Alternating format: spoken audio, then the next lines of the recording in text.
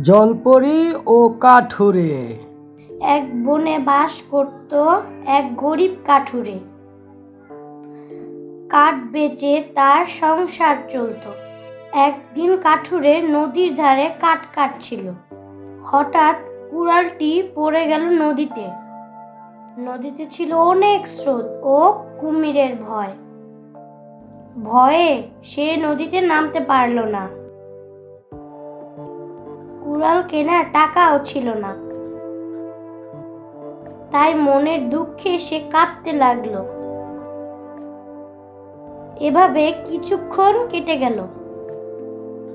হঠাৎ নদী থেকে উঠে এলো এক জলপরি। সে কাঠুরেকে বলল, তুমি কাঁদছো কেন? আমার কুড়ালটা নদীতে পড়ে গেছে।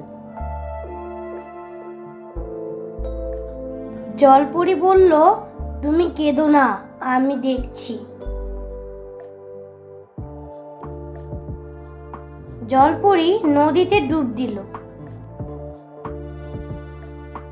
একটু পরে উঠে এলো হাতে একটা সোনার কুড়াল। বলল, এটা কি তোমার কুড়াল? কাঠুরিয়া ভালো করে দেখে বলল, না, এটা আমার না।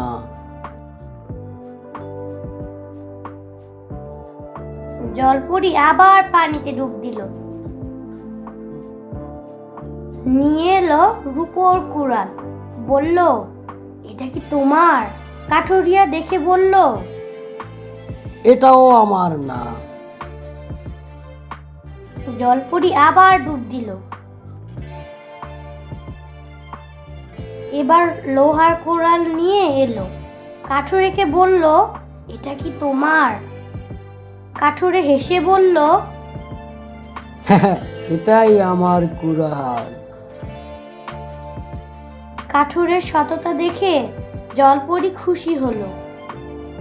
সে তাকে লোহার কুড়ালটা দিল আর উপহার হিসেবে দিল সোনা ও রূপার কুড়াল। তারপর সে পানিতে মিলিয়ে গেল। সোনা ও রূপোর কুড়াল বেচে কাঠুরে অনেক টাকা পেল। তার দিন কাটতে লাগলো সুখে। এই ঘটনা শুনে এক লোভী কাঠুরে এলো নদীর ধারে। কাঠ কাটতে লাগলো। ইচ্ছে করেই কুড়ালটি ফেলে দিল নদীতে। তারপর মিছিমিছি কাটতে লাগলো। এবারও উঠে এলো জলপরি।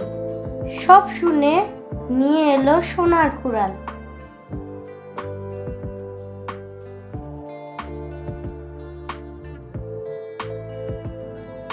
বলল, এটা কি তোমার? কাঠুরে বলল, হ্যাঁ, এটাই আমার কুড়াল। শুনে জলপরি খুব রাগ হলো। টুপ করে নদীতে ডুব দিল। আর এলো না। সন্ধ্যা নামলো। লোভী কাঠুরে অনেকক্ষণ বসে থাকলো।